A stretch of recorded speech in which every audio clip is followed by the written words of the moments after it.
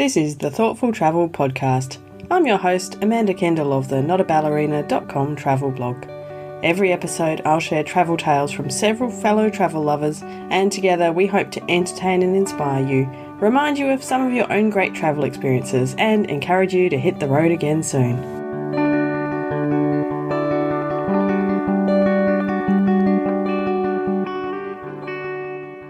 Hello and welcome to episode 259 of the Thoughtful Travel Podcast. Today's episode is titled Being Less Tourist, More Traveller. Now, I don't want to spark a whole tourist versus traveller debate. It's an argument that's rehashed constantly around the internet, and I actually think you can be tourist one day and traveller the next, or a bit of a mix or whatever. I don't think we need to be so definitive about it. But what I'm trying to get across, and what this episode is all about, is kind of when we let go of seeing particular things and go about our travels just sort of saying yes to different things, kind of more intentionally going where the rest of the people aren't going, maybe taking some degree of kind of risk, I suppose, in terms of not going out one day with specific plans to see a particular tourist attraction and just taking what comes. So I know I really like to embrace this approach when I travel. I don't always do it because sometimes I want to see, you know, the famous things. There's a reason why they're well known, and sometimes I really do want to experience those as well. But I guess I especially did this kind of being less tourist, more traveller thing when I was living abroad, because typically that means you have a lot more time in a place, doesn't it? I'm reminded of when I lived in Bratislava, and because of the nature of my work, I was teaching business English, and I would often, you know, teach in the early morning, maybe at lunchtime, maybe in the afternoon, you know, late afternoon, early evening. Those kind of typical times that lessons would be at people's companies. And so I had weird amounts of time off at weird times, and I had a citywide transport pass that my employer provided. And so one thing I did was I decided fairly early on I would ride all of the tram lines from end to end. And, you know, I kept a little notebook to make sure I did. But, you know, going out to the end of the tram lines, or sometimes I would hop off if I saw something interesting, or I would get to the far terminus and have a look around. And, you know, just got to see places that most people wouldn't normally see. And I felt I got to understand Bratislava a lot better by doing that. So that's just one example, I suppose, of being less tourist, more traveller. And in today's episode, I've got three people who have stories that reflect this kind of approach, and, you know, talk about how much doing travel in this way rewarded them. So my first guest is Kate Peterson, and her story takes place in Greece, where she actually lived for a year teaching, so similar to my Bratislava story, in fact. But before Kate told me this story, she explained that she's a real type A personality. She really likes planning, being, you know, detailed plans, but she moved to Greece and she realised Greece doesn't fit the type A planning. And she actually had, the story she tells me is about a trip she took on her own to the island of Lesbos. And she had planned the trip down to the minute, but as you can probably imagine, nothing really worked out as it was supposed to. But, spoiler alert, this turned out to be a good thing. It was early in my stay in Greece, and I had yet to learn from experience. And so as a result, I had planned out every single day of the trip in advance, like down to the moment. And I knew exactly where I wanted to go for day trips. I had these crisp, beautiful, printed out bus timetables, right? And I knew how I was going to get to each place, and everything was tucked in a little folder, kind of the whole deal. And at the time, I was actually also training for a half marathon. So I had planned a distance run for a certain day with a certain mileage and time. Well, when I got to Lesbos, predictably looking back, pretty much everything went wrong almost immediately, right? Like the bus. I'm not actually surprised to hear this. Yes, exactly. So the bus schedule turned out to be completely different from what I had found online, not only for the times, but even for the destinations themselves, because it turned out to be a seasonal schedule and I was there in the off season. So there were only 2 other towns that were reachable from where I was staying. And one of them I would only be able to visit for an hour in order to catch the bus back to Mytilene, the town that I was staying in. So I was trying to get my game face on and plan everything from scratch when it came time to do my training run, which was an absolute disaster. So running on Greek roads can be really challenging because, these towns and cities were all planned out so long ago. So the roads are often quite narrow. Sometimes there's not sidewalks. So I did my best to plan a good route. But I found myself on this really narrow winding road with trucks sort of careening past around these blind corners, blaring their horns at me as I'm running along. Gosh. And then it starts pouring rain, of course, right? And then I come upon this pack of stray dogs. And they start chasing me, of course. So at one point, I'm running along and I find myself kind of holding back tears, right? As I'm like absolutely soaked to the skin, nearly run over by a semi-truck, attacked by wild dogs, all with like no idea of what to do with the rest of my time there because the bus schedule has like completely destroyed the plans that I had. So I took that time that night to regroup. And the next day, I woke up with a determination to just make the most of the day, right? No matter what it would bring. And since the bus schedule seemed pretty much determined to take me to this town called Agiasos, since it was the only town that I could visit for more than an hour, I decided, why not? Let's give it a shot. Let's see what happens. And I feel like looking back on it over time, my time in Greece really taught me so much about going with the flow and being present and not worrying so much. And I feel like this was one of the best examples of that because in the end, I was rewarded for completely tossing my plans out the window with one of my most treasured travel memories of all time. This little town that I ended up in totally by chance, which wasn't even originally on my list of where I had wanted to go, turned out to be this just wonderfully authentic, kind of rarely visited, absolutely genuine little corner of the island. And it was pretty cold that time of year because I was there in the off season. So I spent the first hour just sort of blissfully wandering around in the cold and enjoying the little small town peculiarities I was finding around each corner. And finally, there came a point where I was absolutely freezing and I just really wanted a cup of Greek coffee, as happens to people when they're traveling in Greece, right? As is often the case in Greece, at least while I was there, this was 10 years ago, so I don't know if it's changed at this point. But every cafe that I could find was pretty much packed with Greek men and only men. So, this is what I remember from my time in Greece when I was like 9 years old. Oh. So many decades ago. Yes. That's okay. exactly my mental picture of it. So it hasn't changed again in the intervening decade since you were there. Yeah. So it really felt like, for the most part, like many of the traditional cafes, at least, were sort of a masculine zone. And to enter without an invitation as a young American female traveler on her own just would have felt really inappropriate, right? Like, I'm all for trailblazing, but in the right time and place, this was not a time for such trailblazing.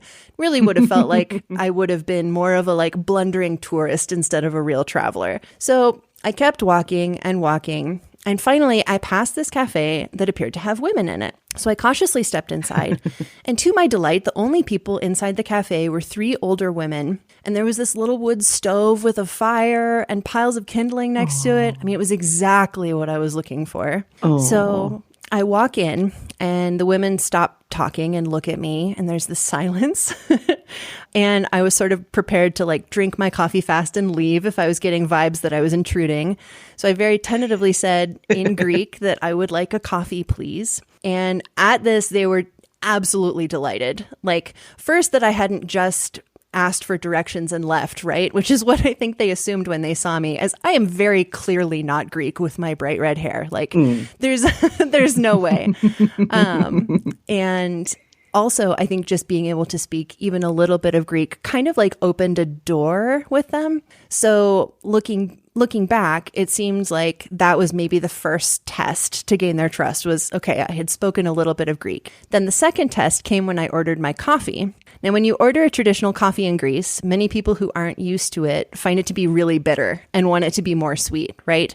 So the typical way to order it is metrio, which means medium sweet. And I actually like the coffee best when it's totally plain with no sugar, which is kind of unusual for a traveler. And the word for that is sketo, which is really fun to say and order. And It's a cool word. Yeah.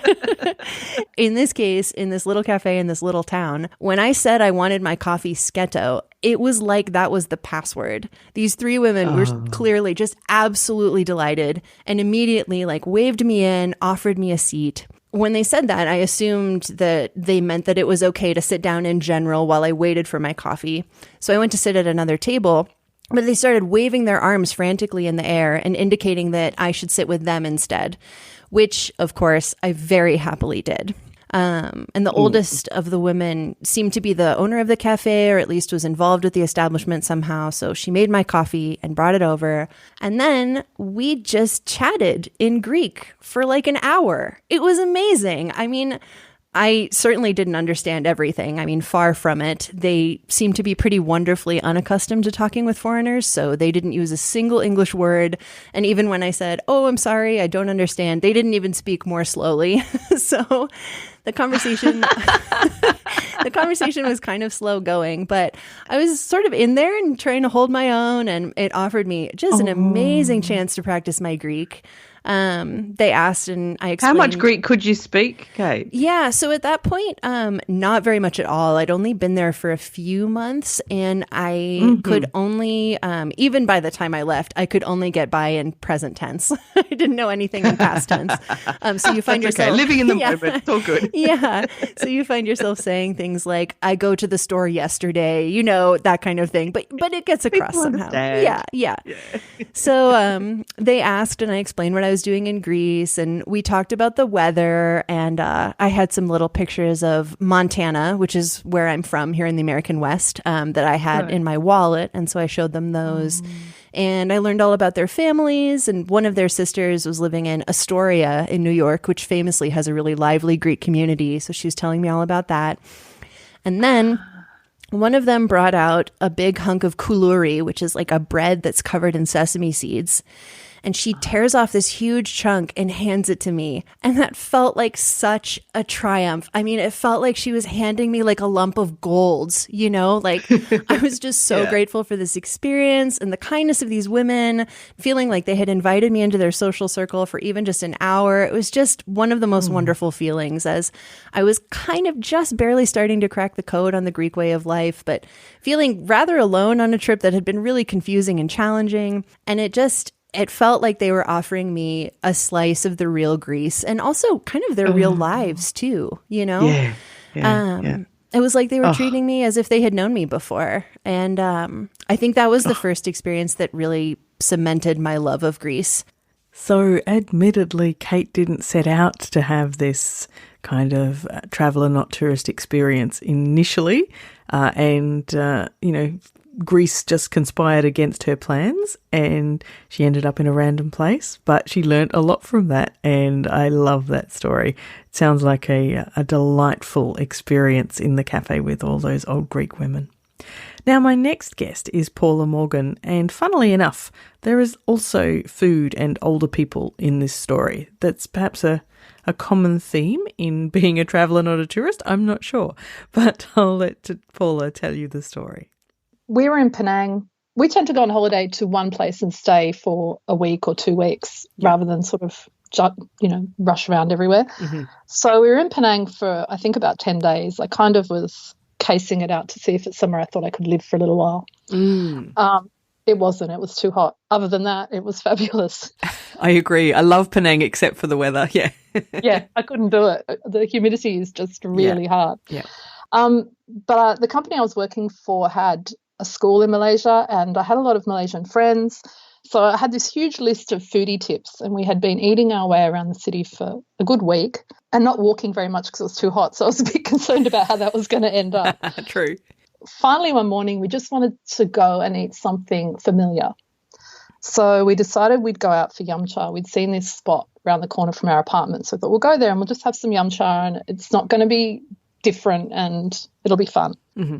So it was a weekday. It wasn't like a particularly busy day. And we walked into this sort of local-looking restaurant, and we were the only people in the room that looked like they were visitors. But, you know, it's always hard to tell in a city like Penang. Mm.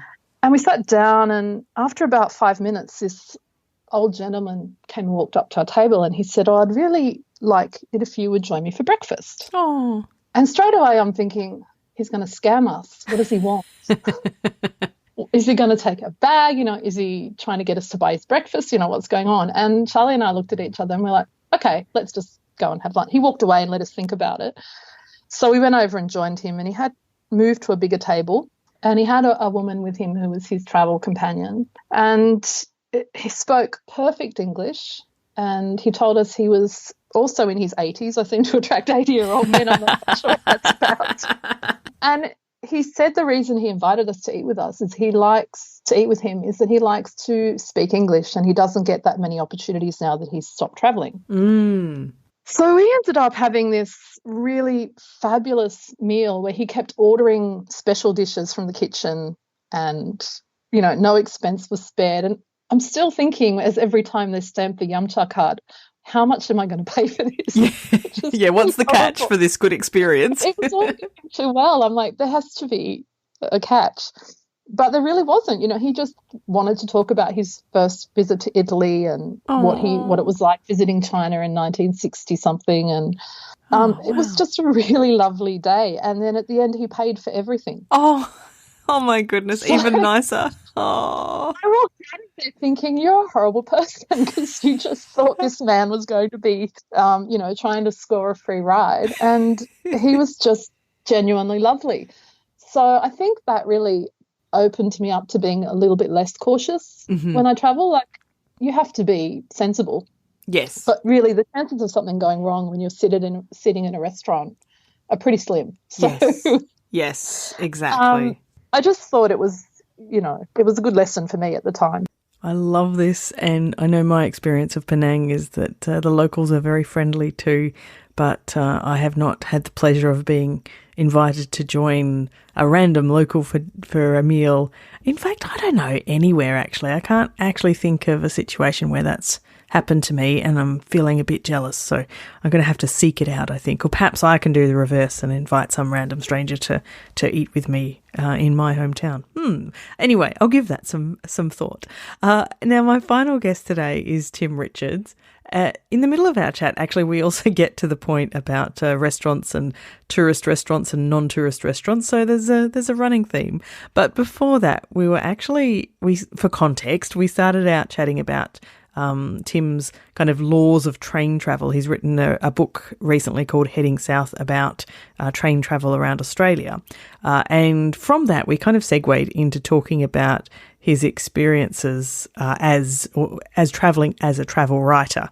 And that's where we kind of cottoned onto this idea of, you know, thinking about the things that are not the obvious things to do when we travel.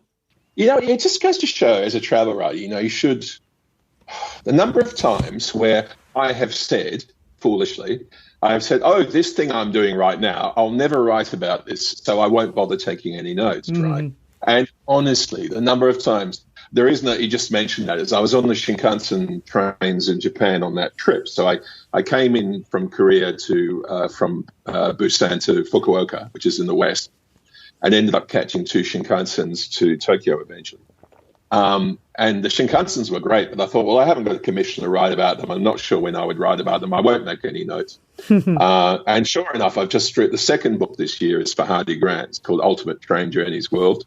And there's a whole section of Shinkansen. I borrowed heavily on, luckily, the photos I took, my memories and so on. And I wish I'd written more notes. But also in Tokyo, my last night in Tokyo, I went to one of those cool little bars in the Golden Gai district near Shinjuku. And it was called Deathmatch in Hell. And it's a heavy metal bar. So 7 seats. There was me and a couple of other people and the barman, a lot of heavy metal gear.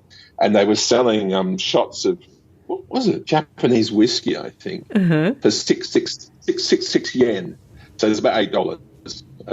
And I was just tossing this back all night. So I was quite drunk, and I was weaving back through Shinjuku. And I weirdly had made a few notes on my phone. I didn't have my notebook with me because I packed everything. Yeah. And I'd taken some photos, and I thought, I'll never write about it. And of course, I've written about that twice. I can barely remember it. Never say never. You never know which bits are going to be the experiences that suddenly later become important. I think this should be another one of my laws of travel, is I always write notes about things, even if you don't think you're ever going to write about it. Yeah. Because you probably will. Yeah. I was going to say, just to go off the track a little bit, or to expand on that, never buy coffee from a train station, is that I was reading, and you should never eat food in a tourist zone, a tourist trap zone, like Leicester Square in London, let's say, for example, right? Mm-hmm. And I read this great popular economics book. I can't recall the title, a few years ago. And it explained why. I mean, it's sort of obvious in a way, but the point is that, say you take somewhere like Leicester Square where the tourists are all going to flock no matter what, right? And then two types of restaurants could set up, good ones and bland ones, right? The point is there's no great, but the problem is the tourists lack information. They don't live there. They don't really know what's good or bad. They will just go with whatever's cheap or whatever looks flashy, right? So there's no great reason for a good restaurant to set up there. They won't get any more custom than a bad restaurant. Mm-hmm. They're better off going to a neighborhood where there are locals who can get to know them and give them their favor, right? Yeah. If they charge more, they'll sell less anyway because no one knows whether they're good or bad. So in a way, you just end up by default with all the bland, mediocre restaurants in one place, you know. So it's just quite interesting. But I thought, yeah, that's true, isn't it? So it's a good reason.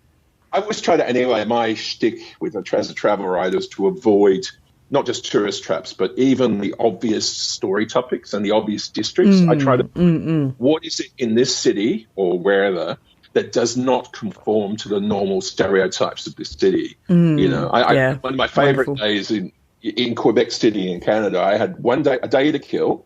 I'd done all my scheduled work. That night I was catching the sleeper train round to Halifax in Nova Scotia.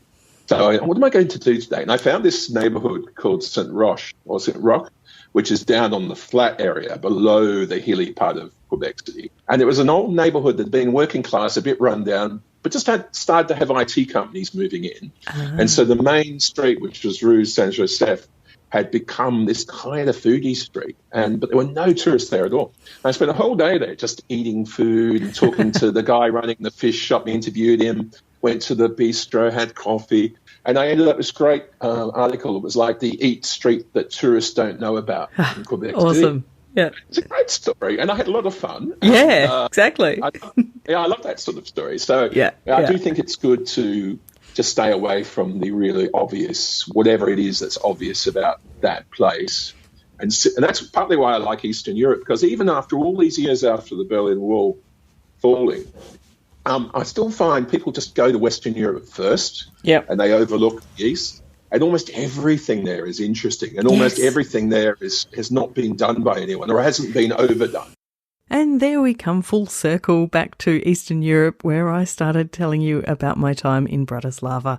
I actually went on to discuss that with Tim. I said it's almost 20 years since I was living in Slovakia, and yet it's still, you know, a really rare destination for people, and it's just such a beautiful place and so much to see and do. So it's a funny thing. So hopefully we can all keep this in mind as we travel in the future and be really open to just seeing what's out there, you know, not always having, you know, a really planned day, not really focusing always on, you know, the sites we think we should see or even the sites we want to see, but also just, you know, having a wander, being open to, you know, sharing a meal or, you know, paying attention to the little things that are different and that, you know, maybe will be the real story that you want to tell once you come home.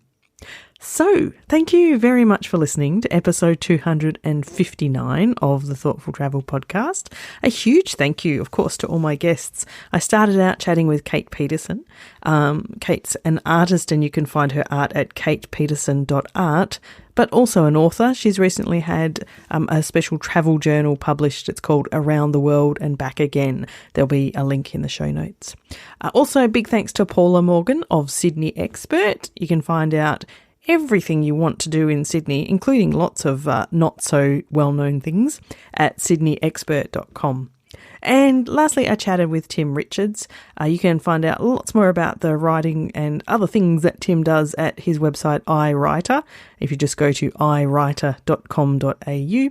And I do heartily recommend Tim's new book, Heading South. I mean, you know, I'm a bit of a train buff anyway, and it was really wonderful to read. So Tim took a journey basically on all the long distance trains and a few other trains as well, but especially on all the main trains that kind of, they don't quite circumnavigate Australia. They do, let's say, a half circumnavigation, but really wonderful. I hope to travel on more of those lines in the future. And so you can find his book, Heading South, wherever you get good books, and I'll leave a link in the show notes. Also in the show notes are links to our two groups, the Facebook group and the LinkedIn group. If you are looking for Thoughtful Travellers on Facebook, just type that into Facebook search and you should find us. If you're looking for us on LinkedIn, just go to notaballerina.com/LinkedIn and that will redirect you there. All of this stuff and more is in the show notes, and you can find the show notes for this episode at notaballerina.com/259. As always, thank you so much for listening. This has been another episode of the Thoughtful Travel Podcast. Show notes and other information are at notaballerina.com/podcast. Join me again soon for another chat about why we travel. Bye for now.